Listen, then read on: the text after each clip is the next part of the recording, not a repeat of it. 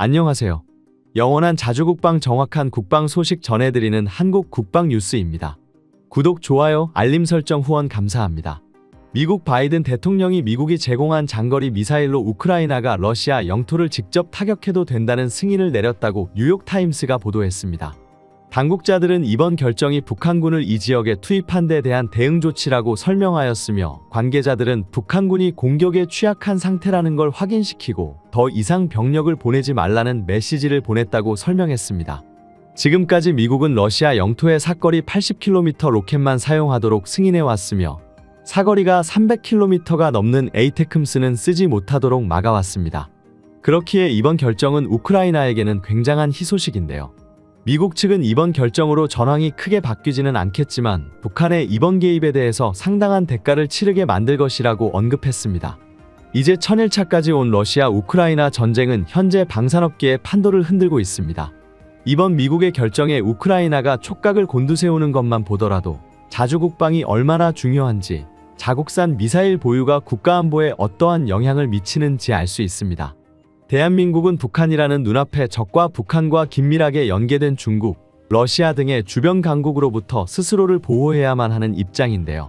이로 인해 미사일 전력에 큰 투자를 서슴지 않고 있습니다. 대한민국은 최근 한국의 고위력 현무탄도미사일 신형 현무5를 세계에 공개하며 최강의 탄도미사일을 가진 국가라는 것을 확인시켰습니다. 현무5는 탄도미사일의 상식을 깨버린 문자 그대로 괴물 미사일인데요. 국회 국방위원회 국방부 국정감사에서 드러난 재원은 그야말로 충격이었고, 10월 1일 국군의 날을 공개된 인물은 공포 그 자체였습니다. 신형 현무는 길이 20m, 직경 1.6m, 발사 중량 36톤의 대형 미사일입니다. 일단 추진체의 추력이 무려 75톤 포스에 달하는데, 러시아가 세계 최강의 전술탄도 미사일이라고 선전하고 있는 이스칸데르가 길이 7.3m, 발사 중량 4톤인 것을 감안하면 이는 일반적인 전술탄도 미사일들과 비교할 물건이 아니라는 것을 알 수 있습니다. 오히려 대륙간 탄도 미사일과 비교들만 하다는 것입니다. 많은 분들이 대한민국 현무5 미사일의 위력에 감탄하는 한편, 현무4와 현무5 일만양 탄설을 주장하며 자국산 포는 얼마를 보관해도 모자라다고 주장했습니다. 실제로 대한민국은 다양한 포를 축적하고 있으며, 이로 인해 이번 우크라이나 전쟁에서도 지원 요청을 수차례 받아왔습니다. 사실상 세계에서 대한민국만큼 많은 포를 축적한 곳은 없기 때문입니다.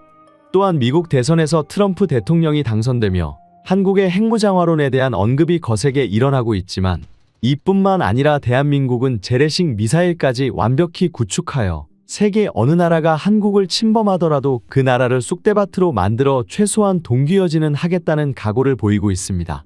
특히 한국의 탄두는 북한을 향하고 있으며, 그 너머에서 한국을 노리는 중국과 러시아 역시 대한민국의 군사력을 간과할 수 있습니다. 현재 개발된 미사일인 현무5만 보더라도 그 위력은 놀라운데요. 현무5는 기본적으로 현무4와 유사한 형상이나 확연히 길이가 길어진 모습으로, 특히 이전 현무들은 할런치 방식이었다면 이번 미사일은 콜드 런치 방식의 자세 제어용 측추력기와 접이식 날개가 확인되었습니다. 콜드 런치 특성상 붉은 화염에 보이지 않는 모습이 인상적이었는데, 이는 향후 수상함과 잠수함 탑재를 염두에 두고 개발한 것으로, 콜드 런치는 강력한 엔진의 출력으로 발사대가 손상될 위험이 적기 때문입니다. 또한 현무4와 비교해보면 2.5톤이었던 탄두 중량이 9톤으로 대폭 늘었고, 총 중량은 무려 36톤에 달합니다. 통상적으로 미국, 중국, 러시아의 탄도미사일의 탄두가 1톤 안팎이라는 점을 감안하면 상식에서 벗어난 정말 괴물에 걸맞는 고위력을 갖고 있음을 알 수 있습니다. 한국군이 얼마나 화력이 미친 포방부인지 알 수 있습니다. 한국군은 현무5를 단거리 탄도탄으로 소개하고 있지만, 외형만 놓고 보면 영락없는 ICBM이라는 점에서 사거리에 따른 주변국들의 다양한 반응이 나오고 있습니다. 특히 사거리 안에 포함되어 있는 북한, 중국, 러시아, 일본의 반응이 각각 다른데요. 각국이 해석하는 방법에 따라 현무5에 대해 느끼는 두려움, 그리고 현무5가 지니고 있는 전략적 가치를 느낄 수 있었습니다. 특히 중국에서는 각양각색의 반응을 보였습니다.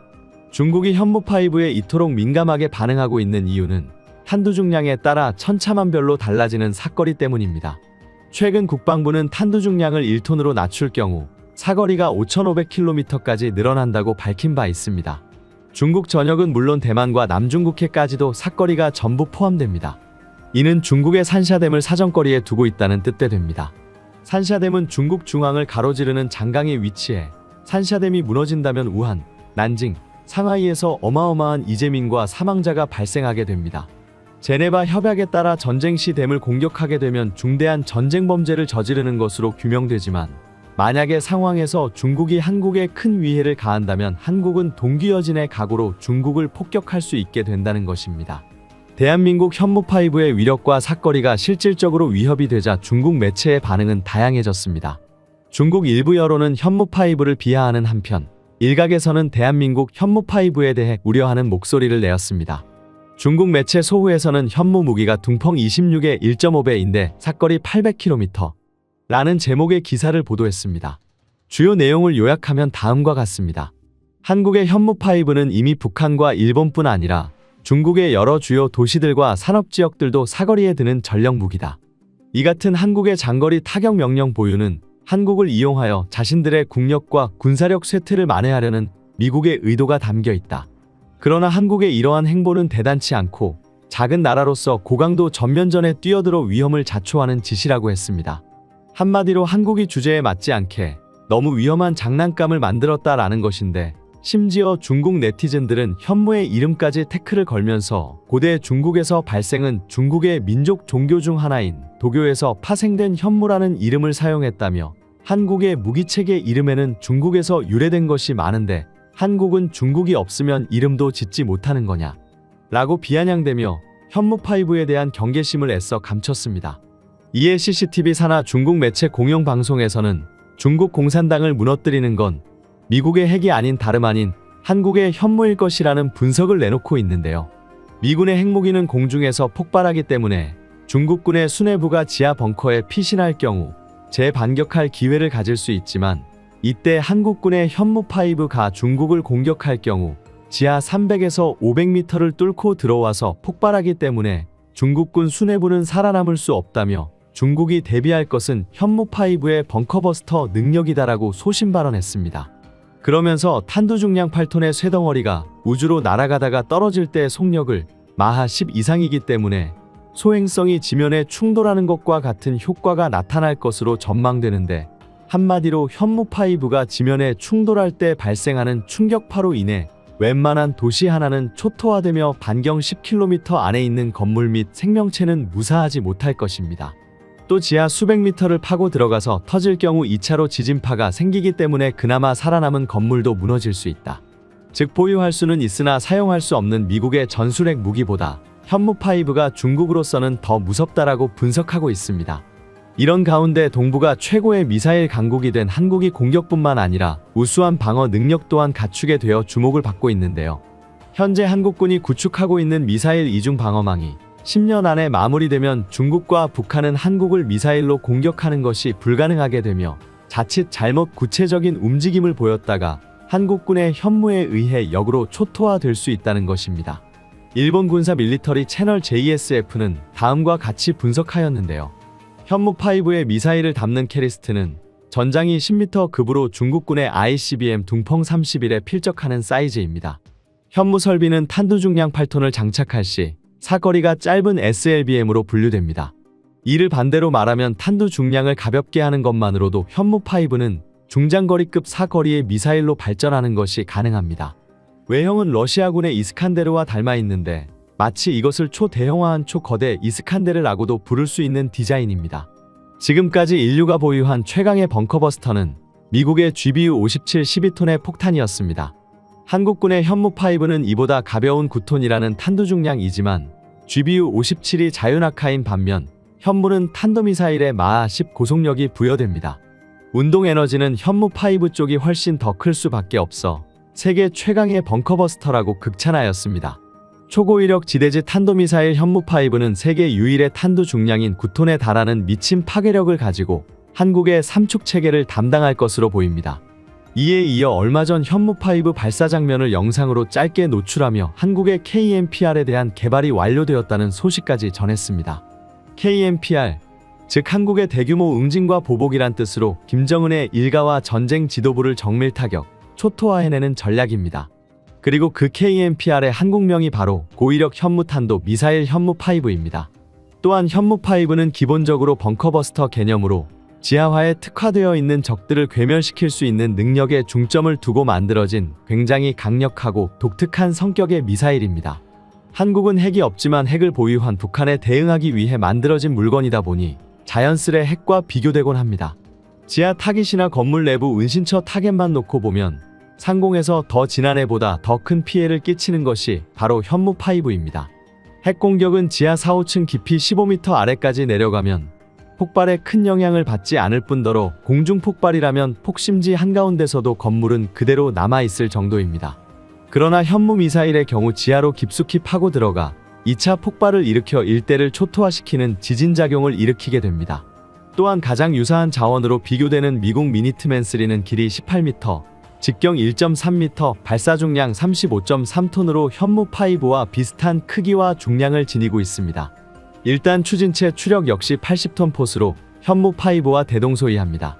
그리고 그 미니트맨 3는 무려 13,000km의 사거리를 가진 ICBM입니다. 그 동급 미사일을 단거리 탄도미사일 SRBM으로 소개하는 한국군의 광기란 주변국을 혼란에 빠뜨리기 충분했습니다. 현무5는 핵무기를 보유하지 않은 국가가 핵보유 집단과 맞서기 위해 영혼을 갈아 넣어 기술을 개발하면 어떤 결과물이 나오는지 보여주는 무기입니다. 특히 국군의 날 현무5를 실은 신형 차대 주행 능력 역시 큰 주목을 받았는데요. 구축대형 트럭으로 매끄러운 사선 기동까지 완벽히 수행해냈던 이동식 발사대를 기아에서 자체 개발 및 제작한 것으로 알려졌습니다. 기아는 국내에서 유일하게 군용 차량 개발 전문 연구소와 생산 설비 시설을 갖추고 있는데요. 그러나 현무 차대는 극비로 보안이 철저해 홈페이지 등에도 사진이나 기타 성능 등 지원이 일체 표시되어 있지 않습니다. 비밀리에 감춰진 현무5의 차대가 공개되자 네티즌들은 충격을 금치 못해 했는데요.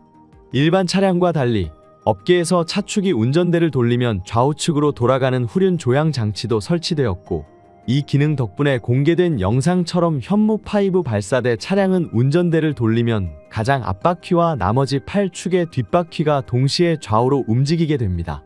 이러면 좌측 대각선 방향으로 수평 이동, 일명 개걸음이 가능해져 회전 반경이 크게 줄어들게 됩니다. 국토의 70%가 산악지형이고 각종 험지가 다반사인 한반도 지형에서 미사일을 쉽게 이동시킬 수 있고, 적군이 아군의 미사일 위치를 파악하는 것은 어렵게 하는 장점이 있습니다. 이 밖에 럼플렛 타이어와 공기압 규율 장치, 방탄 캐빈, 화생방 방호 처리 등이 설치되어 있죠. 사실 일반인의 시선으로 봤을 때 대형 트럭 개발 및 생산이 그리 어렵지 않게 느껴질 수 있습니다. 한국은 현무 기술 개발과 함께 기업에서 전용 8축, 9축, 10축 트럭을 끝없이 개발하였고 결국 전력화가 된 것입니다. 이처럼 현무5는 사실상 한국의 기술력의 발전 과정이 녹아들어 있습니다. 한국 기술력은 현무5가 끝이 아니었으며, 더욱 놀라운 것은 현무6의 스펙이 현무5와 비슷하지만 일부 성능이 개선된 형태라는 것이 밝혀졌고, 현무7은 핵탄두에 가깝게 연구되고 있다는 점이 속속 퍼지고 있습니다. 우크라이나 전쟁을 계기로 한국의 미사일 전력이 얼마나 소중한지 깨닫게 되었습니다.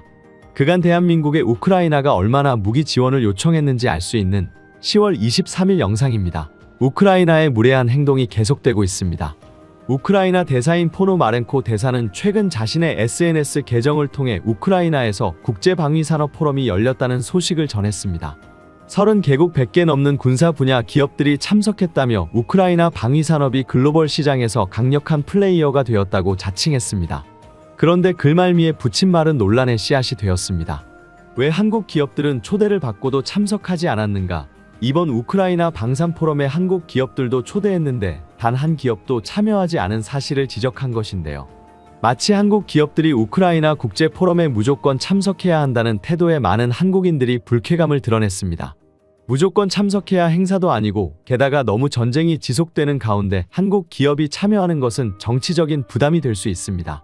한국이 우크라이나 지원을 간접적으로 하는 것은 러시아를 자극하지 않기 위한 것이라는 사실을 누구보다도 잘 알고 있는 우크라이나가 대놓고 한국을 비난하며 지목한 것은 굉장히 무례한 행동입니다. 또한 당시 한국은 카덱스 2024를 준비하고 있었으며, 이는 국내 최대 규모 방산 전시회였습니다. 기업들이 총력을 기울여야 할 이번 행사를 내버려 두고 정치적으로 부담스럽고 얻을 것도 없는 우크라이나 행사에 참여할 이유가 없습니다. 주한 우크라이나 대사의 발언은 자기 객관화가 부족한 황당한 발언입니다. 심지어 최근 북한의 러시아 파병이 밝혀지자 은근히 한국 역시 우크라이나를 위해 지원을 늘려주었으면 좋겠다는 뉘앙스를 풍기고 있는데요. 이는 사실상 한국 전쟁을 부추기는 말과 같으며 굉장히 뻔뻔한 발언이라고 할 수 있습니다. 또한 친일 행보를 보이며 한국을 자극하는 발언을 잇따라 쏟아낸 코르센스키 주일 대사는 더욱 가관입니다. 세르게이 코르스키는 러시아는 한국과 비슷한 파시즘 국가다라는 황당한 주장을 리트윗하며 지지하고 나섰는데요. 뿐만 아니라 공식 SNS를 통해 혐오 발언을 퍼뜨리고 일본 전범들이 있는 야스쿠니 신사를 직접 찾아가 참배하며 조국을 위해 목숨을 잃은 이들을 애도한다는 글을 올리기도 했습니다. 야스쿠니 신사는 도조 히데키 등 일본의 A급 전범 14명이 모셔져 있는 신사로 일본 제국주의의 상징이라 할 수 있는 장소입니다. 러시아의 침략 전쟁을 비난하며 국제사회에 도움을 요청한 우크라이나 대사가 전범을 옹호한다는 게 어이없습니다. 더 웃긴 것은 일본의 전쟁 범죄를 옹호하면서 뻔뻔하게도 한국에게 도움을 요청하고 있다는 것입니다. 그는 한국의 공식 항의에도 여전히 편중된 친일 행보를 걷고 있습니다. 일본 방위성이 올린 지도를 자신의 SNS에 게재하며 독도에 대한 잘못된 인식을 퍼뜨리기도 했는데요. 이 트윗에는 독도를 분쟁 지역으로 규정하는 일본의 일방적인 주장만 담고 있습니다. 러시아가 지배한 크림반도를 러시아 땅이라고 트윗한다면 우크라이나 입장에서는 반발할 텐데 정작 자신들은 한국에게 말도 안 되는 행동을 하고 있다는 것을 모르는 듯합니다. 그런데 이들이 대놓고 일본을 옹호하는 것은 일본이 우크라이나에 대규모 경제 지원을 약속했기 때문입니다. 올해 초 일본은 우크라이나 재건을 위해 1,400억 원에 해당하는 비용을 무상으로 지원하겠다고 발표했습니다. 기시다 후미오 전 총리와 데니스 슈 미하일 우크라이나 총리가 모여 우크라이나 재건 지원 방안에 대해 협의를 마쳤습니다. 또한 외교적으로도 러시아의 행동을 비난하며 우크라이나를 전 세계가 지지해야 한다고 말하며 우크라이나 보호를 천명했습니다. 다른 국가들과는 달리 전폭적인 지지를 보였죠. 일본이 러시아와 맺은 사할린 유전 관련 사업을 위태롭게 하는 행동임에도 불구하고 미국을 따라 우크라이나를 지지하며 러시아를 버리는 행보를 보인 것입니다. 물론 이로 인해 우크라이나는 일본을 열렬히 지지할 만합니다. 하지만 불확실한 약속만을 믿고 한국을 등진다는 것은 이해되지 않는 판단입니다. 영국 일간지 텔레그래프는 러시아 침공 이후 12개국의 우크라이나 지원 정도를 조사했습니다. 1에서 4점 점수 분포에서 한국은 2점대를 기록했습니다. 1점은 가장 낮은 지원을 한 국가, 4점은 전폭적인 지지를 한 국가를 의미합니다. 한국은 러시아와의 관계 때문에 우크라이나 지원에 있어 소극적일 수밖에 없어 전체 순위는 27위에 그쳤습니다. 그런데 우크라이나에 모든 걸 퍼줄 것처럼 말하던 일본은 고작 30위에 그쳤습니다. 일본의 말은 겉으로만 번지르르 했지 실질적인 지원은 한국보다 미흡하다는 것입니다. 이런 사실을 외면하고 우크라이나 대사들은 한국을 멀리하고 일본만 찬양하고 있으니 어이가 없습니다. 전문가들은 한국 없이는 우크라이나가 지금까지 버티고 있지도 못했을 것이라고 말하고 있습니다. 전쟁에서 가장 중요한 전쟁 물자 포탄 공급에 있어서 한국이 결정적인 역할을 했기 때문이죠. 심지어 워싱턴 포스트는 이와 관련해 충격적인 사실을 보도했었습니다. 바로 유럽 전체가 우크라이나에게 포탄을 지원한 양보다 미국을 통해 한국이 우회 지원한 포탄량이 더 많다는 것이었습니다. 우크라이나 전쟁이 장기화되면서 지원하는 국가들의 군수물자도 바닥을 드러냈습니다. 이는 미국도 마찬가지였고 우크라이나에 포탄을 지원해야 했기에 미국은 한국에 도움을 요청했습니다.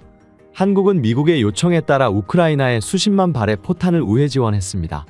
러시아의 심기를 거스르지 않고 우크라이나를 지원하기 위한 최선의 선택이었습니다. 우크라이나가 전쟁에서 군사적 목표를 달성하기 위해서는 최소 월 9만 발의 포탄이 필요합니다. 이를 계산하면 최소 33만 발 이상의 155mm 포탄이 필요한데 미국 공장을 아무리 가동해도 이 정도 수량을 맞추기는 불가능에 가깝습니다. 결국 우크라이나가 전쟁을 계속할 수 있었던 것은 사실 한국의 무기 지원 덕분이었습니다. 만일 한국이 끝끝내 포탄 지원을 하지 않았더라면 우크라이나 전역은 이미 러시아에게 넘어갔을 것입니다. 러시아도 이 사실을 잘 알고 있었습니다.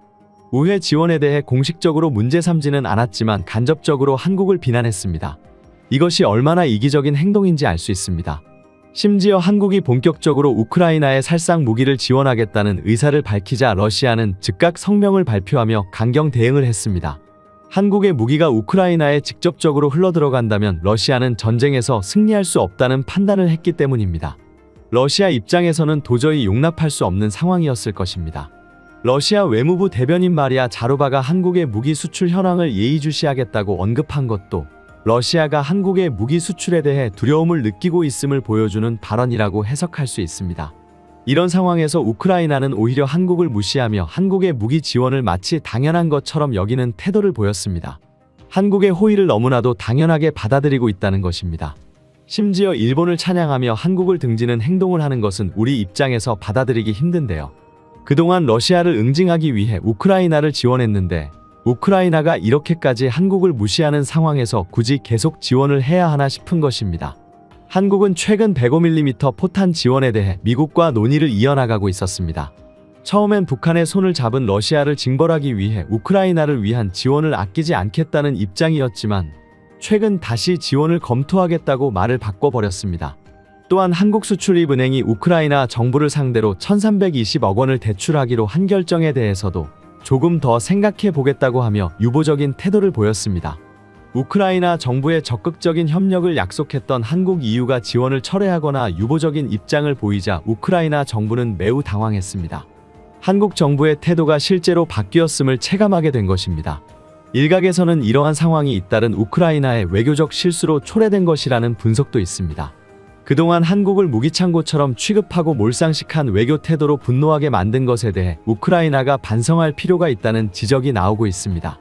한국은 무기의 우회 지원 수량을 줄이겠다고 통보하는 등 우크라이나 전쟁에서 빠지려는 모습을 보이고 있습니다. 한국이 빠져버리면 우크라이나 전쟁의 승리는 러시아가 가져갈 가능성이 커 보이죠. 한국의 마음을 돌리기 위해 우크라이나 대사가 다시 한국 정부를 찾아가 도움을 요청하는 등 뒤늦게 한국의 마음을 사려는 움직임을 보이고 있지만 이미 한국 정부의 마음은 떠난 것으로 보입니다. 지금까지 한국 국방 뉴스 시청해주셔서 감사합니다. 구독, 좋아요, 알림 설정 해두시면 언제나 좋은 소식 전해드리겠습니다. 즐거운 하루 보내세요.